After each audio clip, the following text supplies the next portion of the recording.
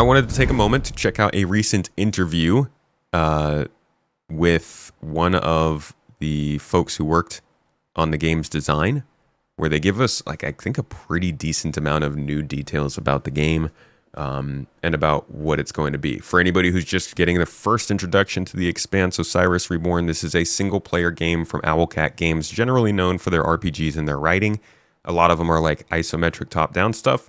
This is their first third-person, higher-budget, bigger deal sort of game. So it's a big, quote-unquote, kind of coming-out opportunity for them. And I think it's going to be one to keep an eye on if you are into space games. So let's listen into more of the details here. Though it's the 24th century, the science of the universe didn't move too far from the modern science. So, setting. So this is the game design director, and then a few content creators. I believe they're all content creators. I don't know these two. This is Luke Stevens, who's been on the podcast a couple times, and generally follows a lot of different games. But they're going to go through a little bit of an interview and just kind of chat about what it's going to be. Is very grounded. The technology did not leap too far. The conflicts, the politics, even the everyday survival stuff. It just kind of feels very relatable to the player. He can easily feel at home and get to accommodate himself in the setting easily. And the other thing is that. What I personally love about the setting is that it's brimming with details. Every location, every faction, it's so deeply built, so filled with every detail that it's it makes the world very believable. You can easily imagine yourself navigating all these tight spaces of Ceres, or maybe big common halls of Luna with fashion boutiques. And if there was any IP for sci-fi, I would say it's most believable that could be made into a game that's popular right now. I'd say it's The Expanse. The things to the next level when you can actually experience it more deeply. Awesome. So watching the series is not a requirement. No, it is not, because the series. I'm so sorry. So she is also a game design producer. I could have just looked at the freaking title over here. So 2 interviewers, 2 interviewees. Some of the major events, and we'll definitely touch the major events of the universe in our story. But our story, it is separate. We have our own captain, his own ship, his own crew. It's not about Holden. You will probably see some familiar faces in our story as well. That's cool. Just yet name who exactly will be present in our game. Love a little crossover. But you will. Maybe just a little hint? No. Not allowed to tell. No, sorry. Prax. But yes, you can just dive into the game, not reading the books, not watching the show. And yet again, if you do watch the show and read the books, you will know some details that other players will not, and you will probably have a lot of fun encountering those stuff. We have a lot of fun service in the game as well. My favorite part about The Expanse is, I guess, the kind of thing that draws people into something like Game of Thrones, where it doesn't feel like the story you're following is all that's happening. A lot of IPs do this to certain extents, but I feel like some of them are really, really good at it. And I think of The Expanse, I don't even think of our crew in the Rocinante, even though that's who the show's about, that's who the game's about, or the books are about. I think about like the whole star system and like what stories are going on outside of that main story. Halo, I think, kind of does that for me, I guess. I'm sure you guys have IPs that you really get into that kind of feeling with, but The Expanse, for some reason, I always immediately think of what are the side stories going on here. Yep. Awesome.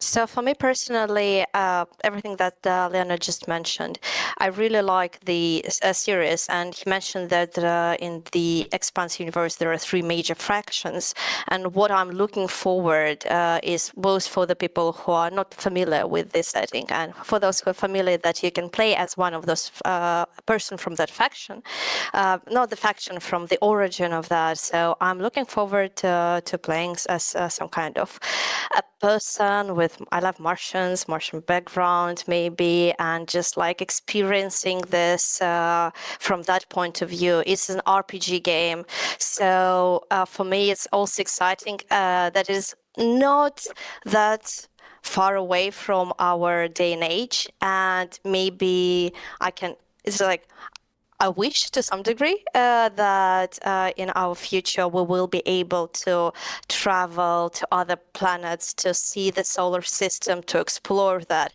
And it kind of gives me the idea from the point of view of my character, of like my choices, how it can be, how can I experience Dude, that. the Expanse is already a better future than we're going to get, it feels like, when it comes to space travel.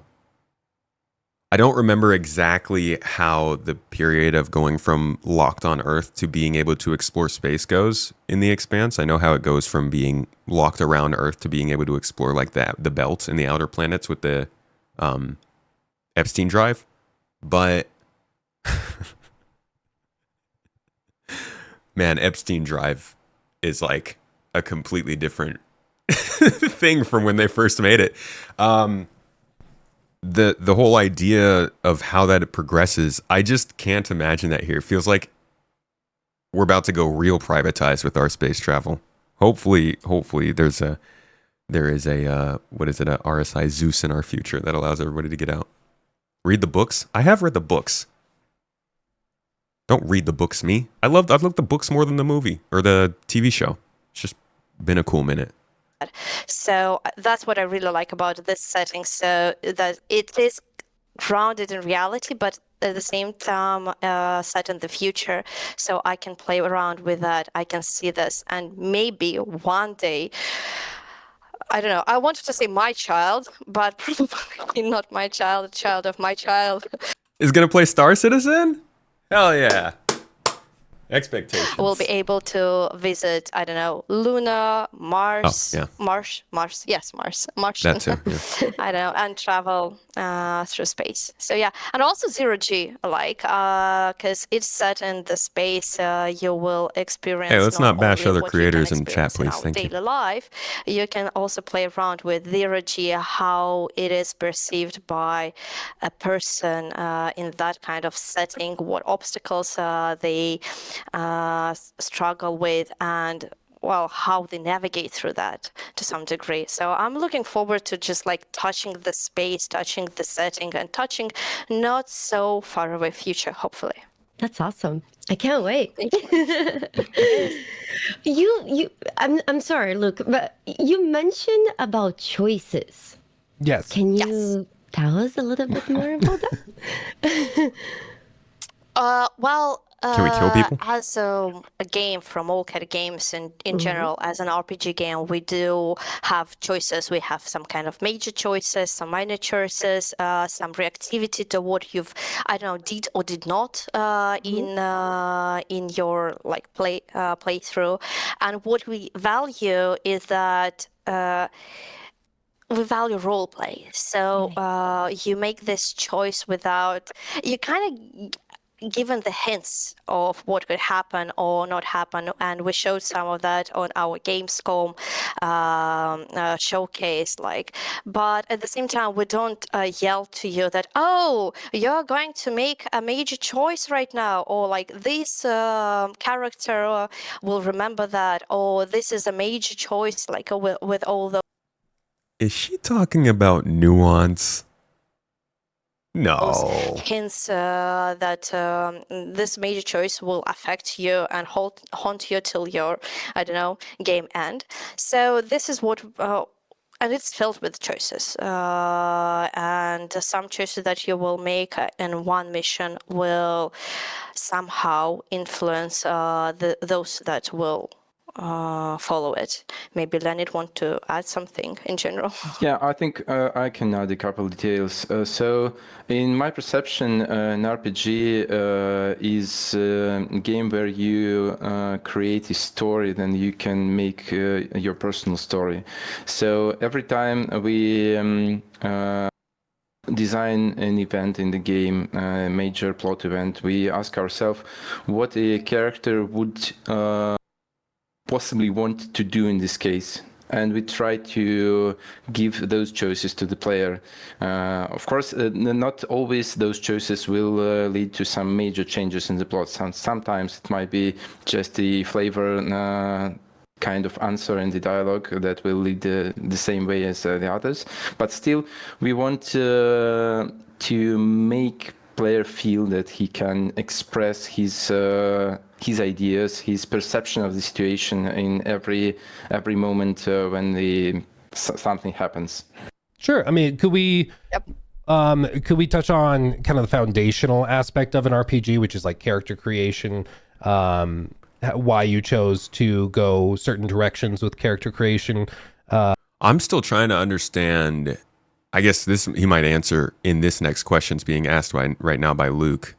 If we're playing the characters, or how much of these choices that they're talking about us making, they say that they want us to make the choices that these characters would make. One of the things that people always had with Mass Effect was like, yes, you get to make a whole bunch of choices and do all these things, but at the end of the day, it still is filtered through a Commander Shepard cheesecloth. Let's say. So it'll be interesting to know just how much you get to get outside the characters. Just talk a little bit about that. If you mean the classes system, that we actually point out some minor details about that at Gamescom show as well. So we had some discussions at the early stages of the production, to be honest, whether to go fully class system or something else. And again, we started with sitting down and lining up what are possible ways that the player might perceive the game. The power fantasies, how he can express himself in combat. So he might want to be a sniper, he might want to be a hacker, maybe an engineer, something else. And that sounds like classes. But on the next step, as we designed those playstyles, we thought how to mix it up a bit, how to let player to experiment with what he encounters during the game. So, for example, when he finds a neat shoulder cannon, as we shown in the trailer, in the announcement trailer, Pew pew. even if he's a sniper, I guess that's more of a pew. Experiment with that. Why not? It fits the universe. It fits the playstyle. He might want to see how it works, and so we decided why not to give him the possibility to do that. That was the idea behind the playstyle. So playstyle is basically I'm Commander Shepard, and this is my favorite cheese on the Citadel. Starting preset that kind of gently guides you towards the certain direction of your power fantasy of how you play the game. But then during the game, as you play through levels and find a lot of stuff in the game, new guns, new gadgets, new skills, anything, you can experiment with that and mix it up and see how it works and maybe change something. And we just think it's more fun. Yeah, totally. Like, we think like that.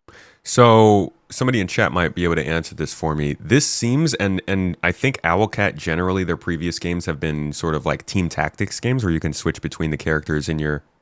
No. I'm sorry. I actually read about this. This is playing more like Mass Effect, where you just give single commands to your party members. So that means you're playing as a single person. But it does sound like, from what he's saying, that you can make that person a playstyle however you want, which is nice. That's good. It's some kind of freedom for a player to play around with what is given, to find something that will suit them is very important in general. So we always try to give some kind of freedom depending on the system, depending on the setting that we are building our game in. Like personally, I really like the game ability gameplay, like where you use some kind of magic or something like that, but usually they are given a very limited set of weapons or like the way that you can build your character.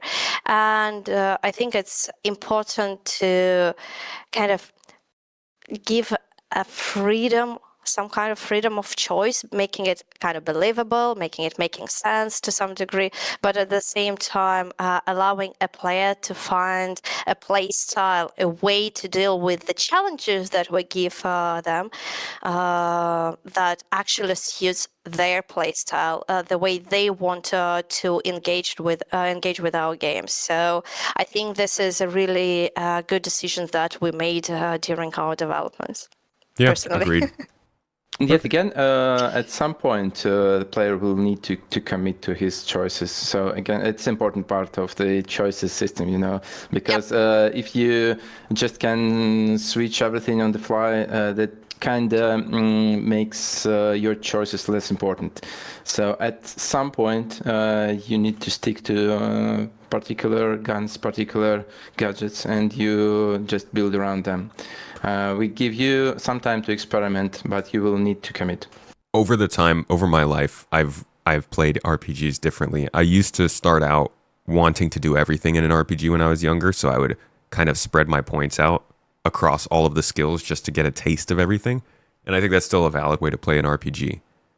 But it does sound like he's basically saying you build your character, you actually pursue a play style, and you're going to get more out of the game. And I like that. It took me a while to fully get on board with that style of approaching RPGs.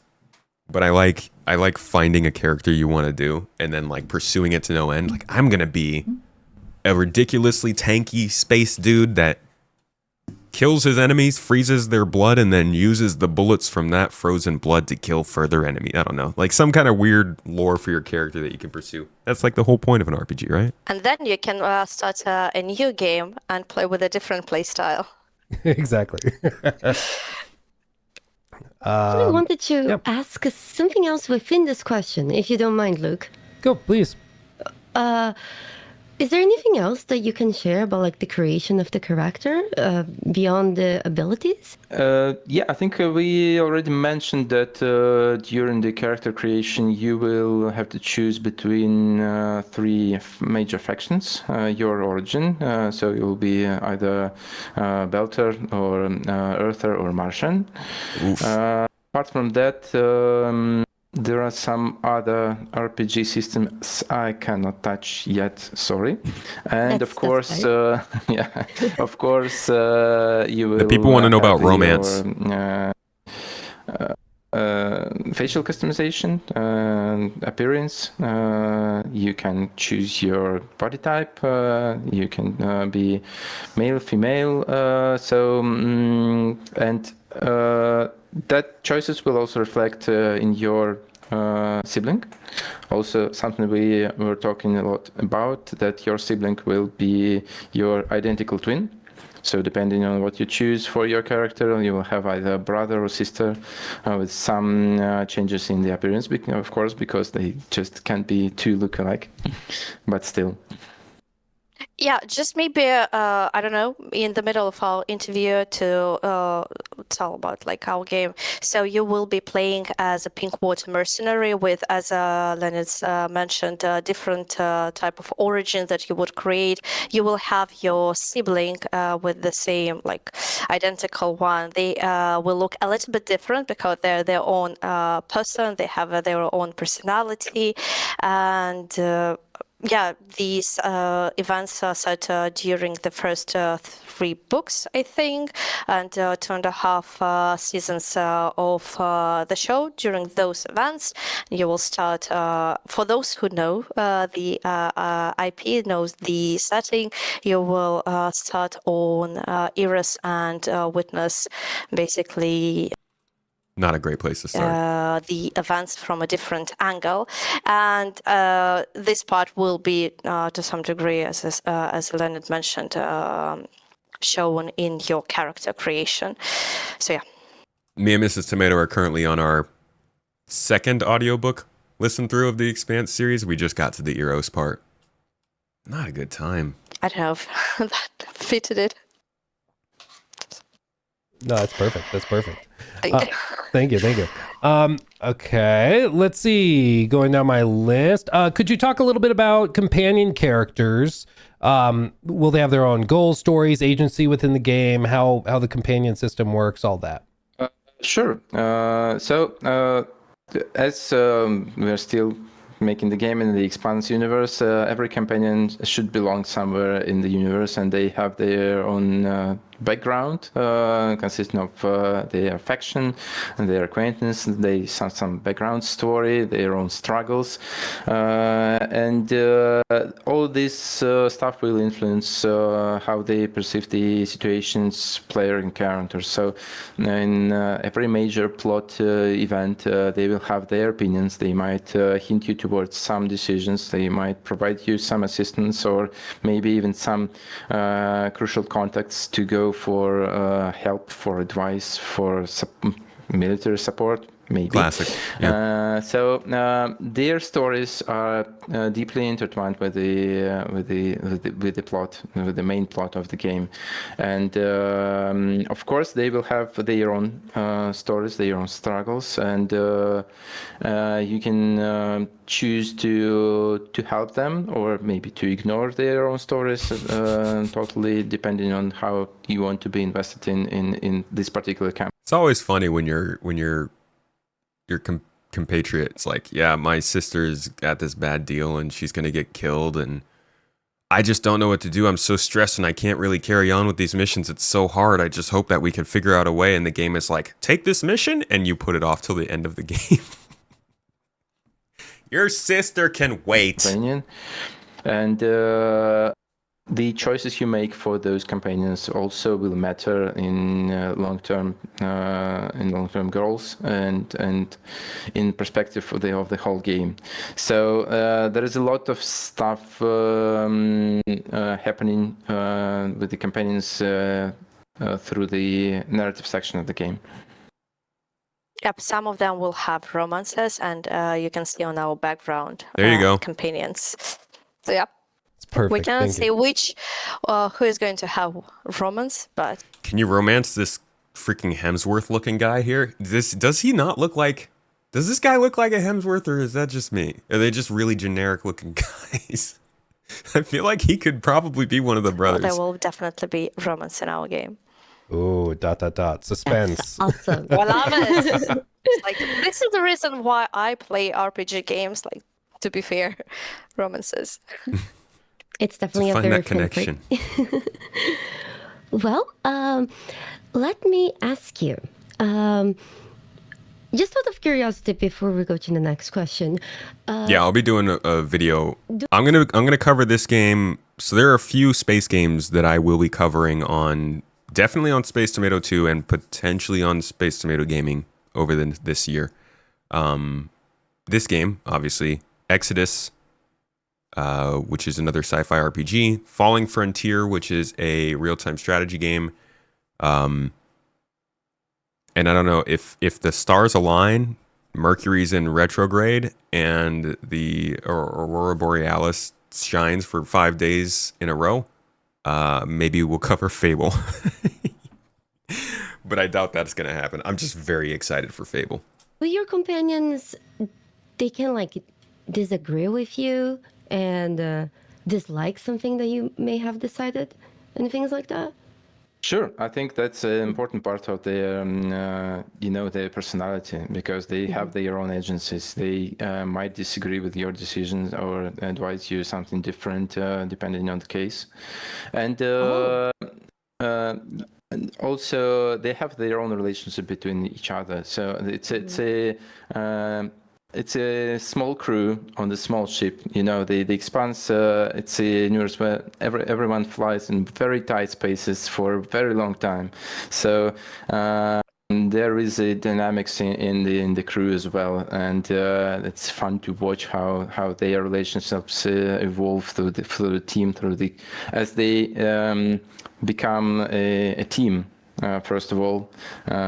Because of course most of them don't know each other before the game. So we spoke a little bit about the Expanse IP, the sort of grounded sci-fi nature of it, or hard sci-fi as some people call it, but it's much more gritty and realistic. It's not like a fantasy sci-fi, which I think is what a lot of people like about it. But could you speak a little bit just to the IP in general and discuss some of like the key challenges you guys have had to overcome when adapting the Expanse IP into a video game format for an RPG like you guys tend to make. Thank you for the bit slip. I think one of them is the thing you just spoke about, because the setting is very grounded and gritty, and that means for us that every single technology, every single gadget, every single gun we try to design into the game, we need to think it through, and we need to base it on some real life current modern science prototypes. So we can't just invent the blaster in the game. It just doesn't fit the universe. We can't do some magic or telepathy or anything like that. You need to think how it will work, how it should be based on the modern knowledge, and that's why we had a lot of people in design working on every detail of how every gun works, how every part of the gun moves, and how it should work properly with all the physics. And also we have some consultants to help us with that. So we are asking some questions to guys who actually know stuff about guns, about space travel, space radiation, and stuff like that. We had a lot of talks about such things, and checking every physical decisions in the game. And the other thing about physics is also the gravitational pull in the Expanse universe. It's also a thing that should be treated very delicately.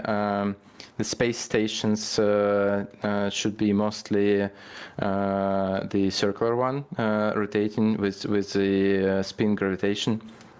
So that creates certain challenges for level design as well, because building a level on the circle station is not an easy thing to do.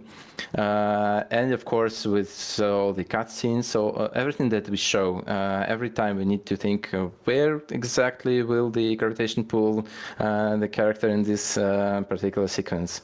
At some point, we even had to custom for the Coriolis force just to make sure that everything is right and believable in the game. Yeah, but I love that. That's awesome. That's great Crazy. stuff, man. Yeah, I hadn't thought about level design in the context of that, but yeah, that would be a nightmare. So that's great. This is why space games are freaking hard to make. Not saying that other games don't have their own complications, but these are the sorts of things that are only getting more and more common to consider, because it's just been hard to create space-based environments in gaming, it seems, for a while.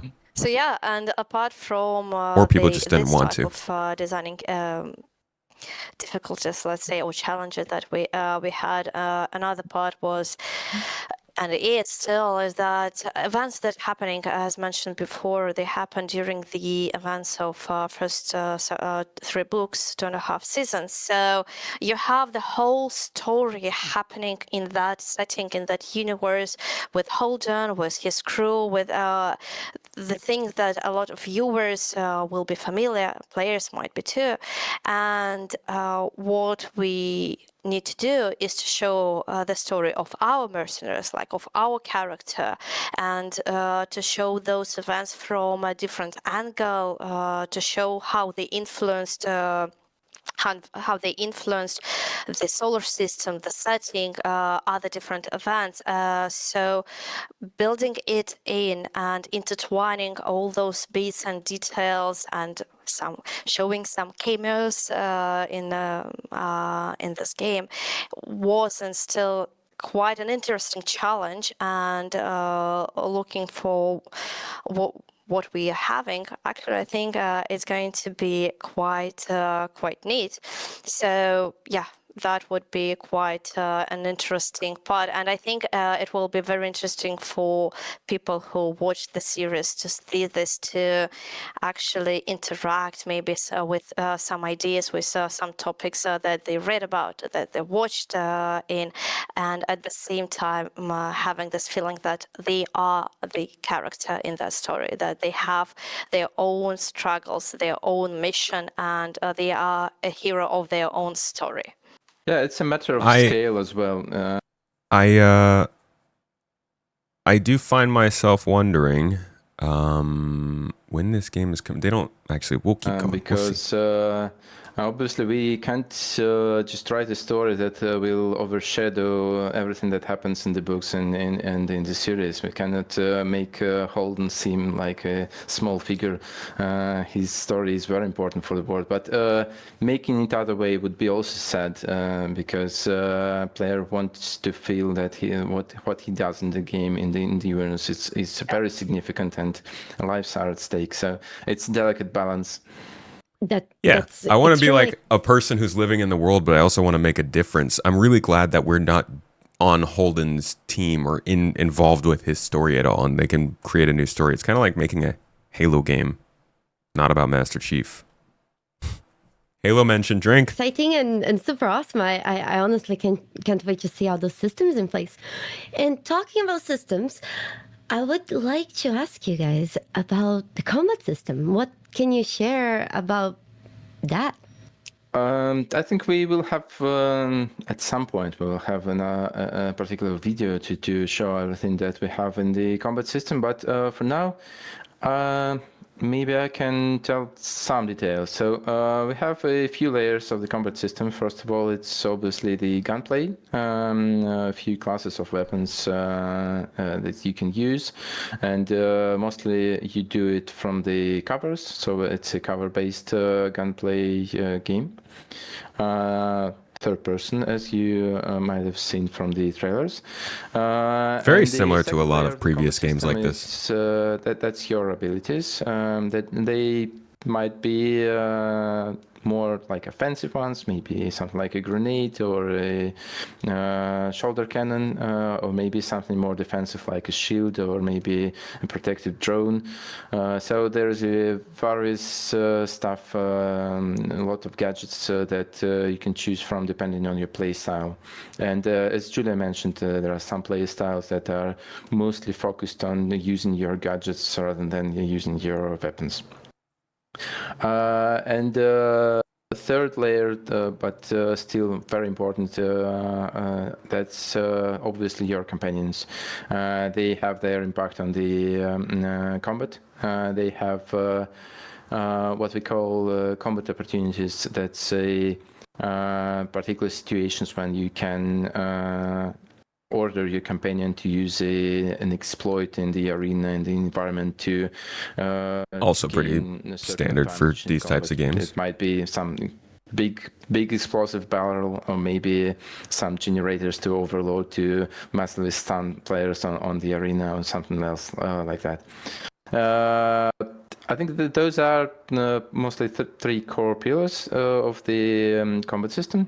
Also, in companions, there are some other stuff that I shouldn't probably dive into yet, but their effect on the combat does not limit with the combat opportunities. There is some other stuff that you can do in combat as well.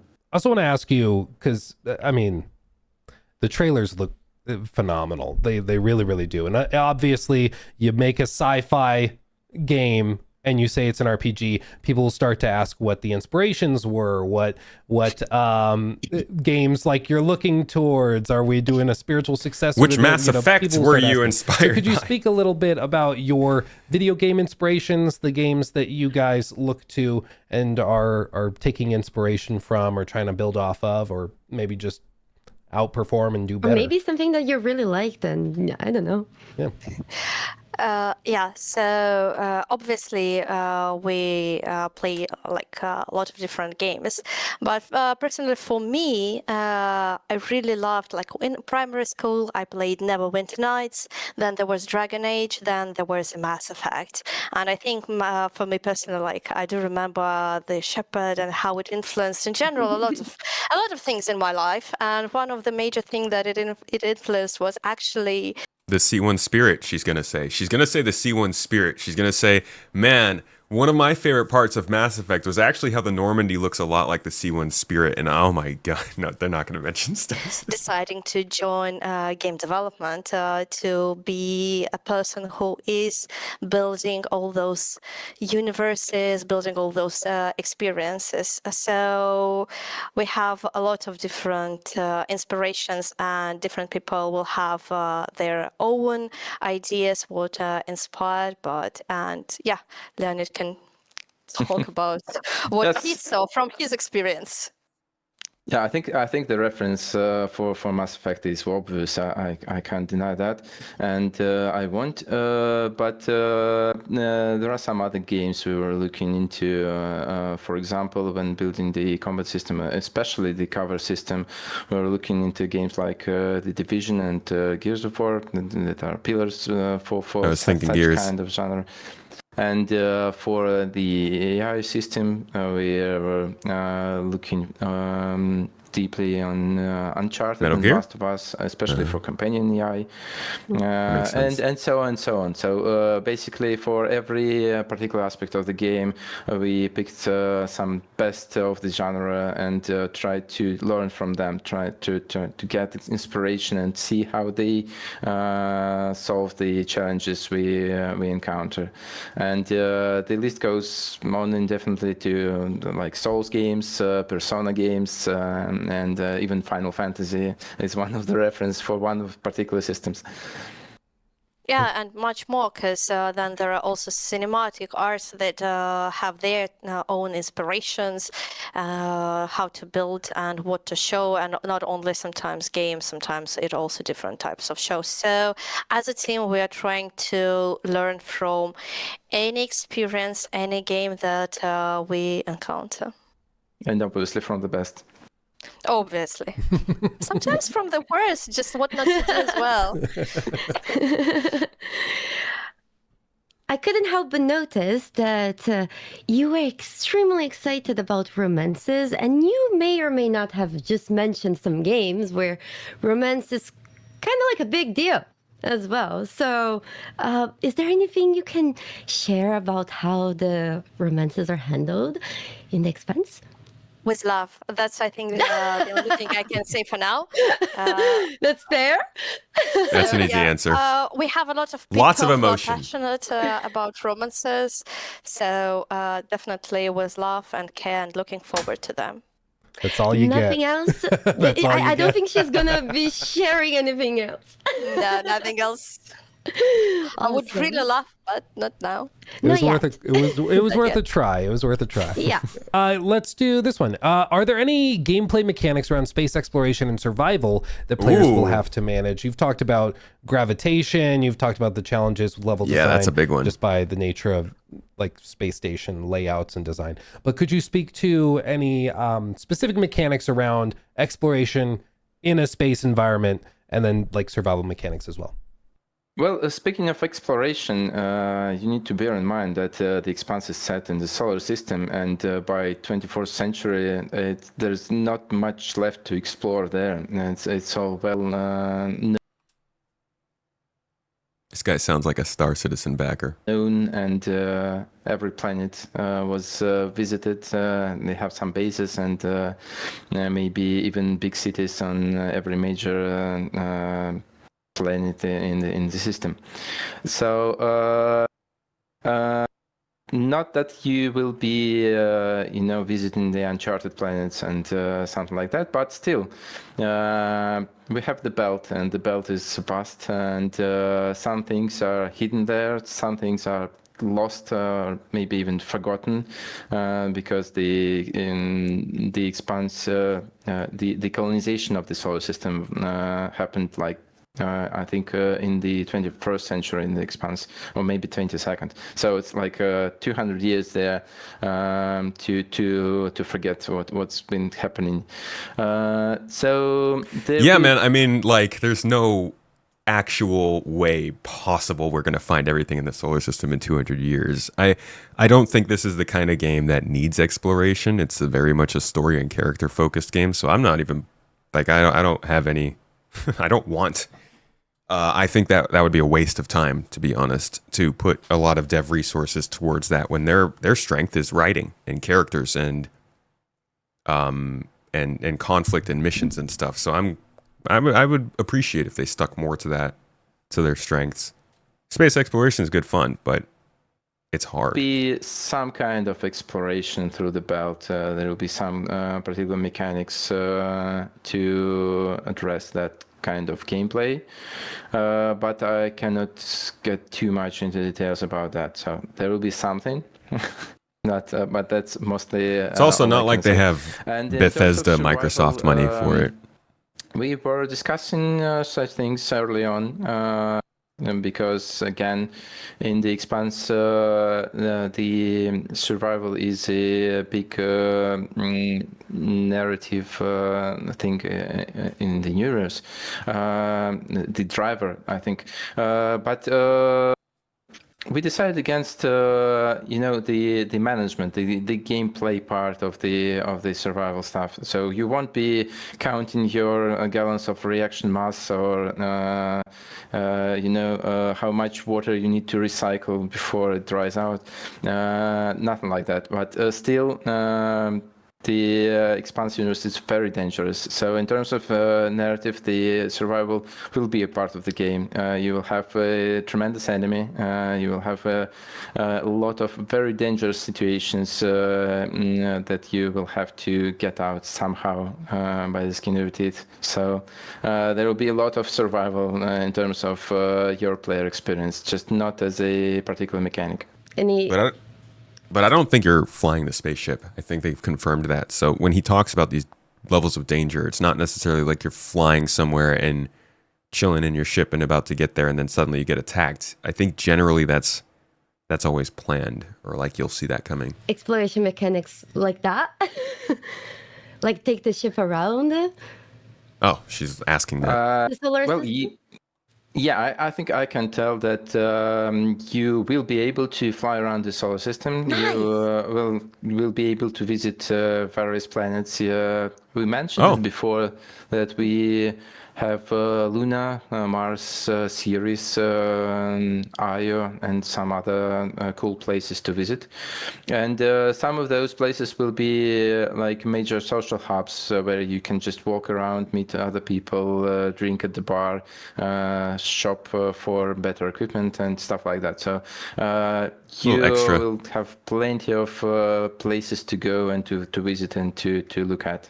No doubt for that. So he said you can fly around. I don't know if that means specifically fly and control your ship, because I swear I read that it was kind of like your ship is a method for getting around, but not a vehicle you can use. So we'll have to see. Yeah, I'm thinking like fly by cutscene kind of thing. Sort of like Mass Effect does it. Perfect. This wasn't on the list. I'm gonna try. Okay, I'm gonna try. Owlcat makes fantastic RPGs, expansive RPGs, like big games. See what you did there? I understand if you have no comment, but are you able to touch at all on the scale of what you're trying to build here? Are you going for like a tighter narrative that's maybe a little bit shorter? Are you trying to go for like the typical scale that Owlcat's known for? Are you able to touch at all on the scope and scale of what you're building? Yeah, I think we can go there because I think in one of the interviews that there was some kind of play timelines mentioned. So as we moved from isometric RPGs to something more immersive and cinematic, like cinematic field, like the Expanse, the production costs obviously grew like in several times. They skyrocket. Yes, I can only imagine. Yeah. Yes. So making the game as big in terms of narrative as it was like maybe Kingmaker or Rogue Trader. It just would be impossible with such a production quality. Okay. Obviously, the Expanse will be less in terms of. So to an extent, you are sacrificing narrative for quality. I'm fine with. I want a game in the third person, but it's, those are nice realities to hear developers say when talking about their own games in the lead up to them being made. Play style, play lengths, hours. So I think the current estimates we have, it's around 30 to 40 hours of gameplay, depending on how you play it, depending on how you rush things up, and how much time you spend exploring some optional things that will also be present in the game. Still, we aim to keep the feeling of the fast world and a lot of stuff happening at the same time, and a lot of things to address at a particular point in the particular point of the game. So it's not like the linear experience that rushes you through the rails of the plot. Okay. Nothing like that. But branching narrative. But still not as big as we made it before. Perfect. Is there anything you can share about how any systems behind side quests or main quests, if there's a relationship between those, if maybe some side quests can affect the main quest and things like that? No, I don't think we can go too much into that. Yeah, we have some systems. We do have some systems that might they might affect your player experience depending on what you did in the side quests, for example. But that's as vague as I can say it. I appreciate it, though. Big question with every RPG, the main one. How do player choices impact the narrative, the game world, and potential different endings? As in any RPG, there will impact. As I said, you will have big choices that will have long-lasting effects on the story, on what will happen with some of the characters, and with the events of the main story. You will have less choices. Maybe they will be more grounded and related to a specific character, their story, and then you will have some flavor, reactivity, maybe some additional answer or reaction in a dialogue in a certain situation that you will encounter. And then this set of choices, I love having specific dialogue options based on your background and choices, but man, I hate when they don't actually make a difference. Like maybe they make a difference in the response you get, but not actually in the direction that the conversation's going. Hopefully, I've never played an Owlcat game. I hope that they're better at that than a lot of other attempts. Consequences of your actions during the events that you encounter on your journey, on your mission to resolve the issues that you have, to find the answers, to find the resolutions. All this will end up in different, I would say, results in general. So you'll still have this influence over the choices of the story, how it will unravel, and what you will see. So yeah, they will impact differently, from small additional answers to some bigger events that you will might notice or understand or see several missions or several hours after you've made your decision. Sometimes Wonderful. You will see it pretty much immediately, and it will not only have this effect of just like, okay, you did this and now logically, let's say something just happened. Some of your decisions will have visual representations on the state of the, I don't know, location, state of a Nice. character. Yeah, I love that. So yeah, different types of them. Love delayed impact. That's what I was really looking forward to in the older Fable games. Intriguing. Yeah. Just add a couple details that, my answer would be much shorter. The Expanse universe is cruel, and some characters might die because of your choices. Oh, that's awesome. So Let's go, bro. Let people die. I know it's a little bit dark, but like, I love some steaks. And I don't mean the meat. I'm actually not much of a steak guy. Mrs. Tomato is more into them. but like I love proper stakes in a game. That's like what I look for when we always talk about Star Citizen, the whole death of a spaceman, losing your ship insurance, all that stuff. Like I like risk of losing stuff. Might not be fun, but it makes you play different. You can lose teammates and companions. I can't go into that, but some characters might die. He's Interesting. treading the line right now. That I feel like that makes choices more valuable, knowing that things can really matter. So I appreciate that. Like imagine making a choice and knowing that it's going to lead to the death of one of your characters like hours later, but there's nothing you can do about it. Give me that tension. Give me that wake up in the night with cold sweats, hating myself kind of anxiety about a video game. Is there anything that you guys would say that it's something that you're proud of or your favorite thing about this project? Okay, I will start. For me, because I'm like a producer, I work a lot of with people. It is a challenging production, I would say, like an interesting project. And what I admire is that our team has grown. We learned a lot of things. We have a lot of different people with different experiences, different type of inspirations for video games. Everyone brings something to the table.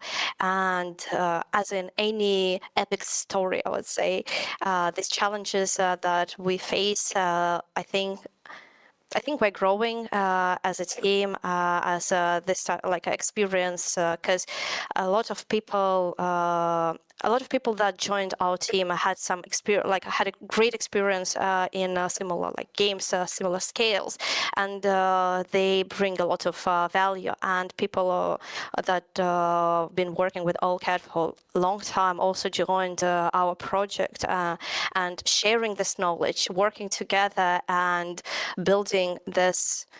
For me, it's to some degree a dream. As I mentioned before, like the reason why I joined game development is an achievement of its own, and I'm really looking forward to what we can build as a team, as a really nice team. Yeah, I think for me, the best moment is when it all starts to come together, because our team inherited this love for detail that the setting has, and when I play a particular mission on the later stages of production, I find the details that I was not suspecting are there. There might be some side dialogues, or maybe some just commercials on the wall, or even the menu in the restaurant, and it's every such detail. It's built in the terms of the setting, and it's so much fun exploring and seeing what the team brings to the world, how it all comes together and makes the world believable. So probably that's the most fun part for me. I gotta say, Just out of curiosity, as a huge fan of the books and the show, and then also as a huge fan of sci-fi video games and RPGs, I'm excited for this just from the gameplay aspect that they've been talking about this whole time, the choices, the characters, the consequences. But then there's the entire other side of the fact that it's the Expanse, and we get to experience a whole bunch of new writing and world building in this IP that, like, we've been kind of banging our heads on walls for to get something. Like, there was a huge campaign to get Amazon to renew the show, right? And then even when the show ended, it was still like, but there's more. And the Expanse is already a super interesting world that I feel like the show, as good as the show is, did not do justice to it in the way that it's described by the books. So there's like two whole different levels of hype for this game right now. I'm glad we watched this. what do you think has helped you guys build this world the most? The books or the show? Or both in different ways? I think both in the different ways, because in our team, some people read books, some people watched the show, some people did both, and everyone is in some what inspired by what they've seen or read, and they bring the details from their experience of the Expanse. So I think it's both. Yeah, I think it's 50-50, especially taking into account that you have different teams. So you have like our team that deals more with a visual representation. So obviously the show will affect us incredibly, like because show showed us what Expanse kind of looked like, and we built upon that. And then you also have a narrative team who are not only interested in the show and the visual representations, but also what are other things that were not shown in the show happens in Expanse, how the setting actually is working. So we try to take as much information about the setting, the lore as possible from from all kind of sources. Yes. And even in It's the, like in the more art team, backstory, dude. I usually hear the question from the artist, what we can do, what we can show better than it was shown in the series, because series has their own restrictions, choices. and limits. Yeah. The choices you have to make. We often ask ourselves what we can do better, on where we can expand the visuals and go further than it was. Yeah, and I think the best example of that, like the easiest one, would be a belter. So in the show, they show sometimes very high belters. I think because they grow in a low gravitation, their physique is very different. Their height is more than 2 meters, more than 2 meters and 30 centimeters, I would say. So they're very tall. But in the show, because it's a show and they need actors, lots of belters were more or less regular height, but in our game we build up on what was in the book, on how belters were designed, so they will have a different physique to Martians, and Martians will have different physique to belters. So this is a good example of how we Okay, does that mean that your character will be forced to be taller if you're a belter? take what is also shown Like, will in you the look show, different? what is written in the book, and try and mix it together to give as faithful representation of it as possible in our game. And on top of that, you even allow people to make their own input and their decisions in the universe. So that sounds like a great deal to me. I do have one last question, which you briefly touched on earlier, but it basically, like, the pivot from isometric top-down RPG, which, you know, old school CRPGs, that's classic, but pivoting from that to something that is, you know, a third-person cover-based shooter that's very cinematic and very just high fidelity across the board. What was the thought process? What was the moment you decided that we're not doing like an isometric thing, we're gonna do this in a cinematic way? What was the thought process behind that to pivot into this new direction? I think that was just the major decision behind the basic idea of making such a game, because I probably can imagine the Expanse in isometric perspective, but it just does not feel right, and it doesn't bring as much as we can do in full 3D experience in more cinematic approach. And Thank you for making that call. I probably wouldn't be as interested in this game if it was a CRPG. Like, I don't think I would end up playing it on stream or anything. I might watch it and follow it, but being a third-person RPG brings a lot more people into the opportunity, and I don't think I'm alone there. I think they even know that. Story, the universe, it kind of demands such level of detail and such level of production. So it was just one of the major decisions at the very early stages of not even the production, even of pitching the project to the directors. Yeah, we wanted Aren't you a director? to tackle a new challenge to try and make something new, and then there was Expanse, so the match made in heaven. That's perfect. Thank you. Are there any other things you guys would like to throw out there, like something important we haven't touched on that you'd like for us to be aware of or to mention in our coverage of the game? Is there anything like that comes to mind? No, I can't think of anything in particular. Just Stay tuned for more. We will show more very soon. Have something cooking, and I hope you will like it. All right, that was an abrupt finish. Now to wrap things up, that was I honestly don't know what the case with that is or whose podcast that even was, but I appreciate that they did that reporting. I will leave that linked down in the description of whatever video we choose here. But I want to finish this off with looking at the song, the main theme for the game, because I was definitely more excited for Exodus a year ago. But this game has started to pick up in its marketing a little bit. And we've been getting more details. And even with this interview, I'm realizing this might actually be the game I'm really more excited. Like, it's got almost everything that I'm looking for in a space game in terms of like story, character, consequence, an interesting world building situation and lore, and an IP I care about. And then they just throw in good music. Listen to this.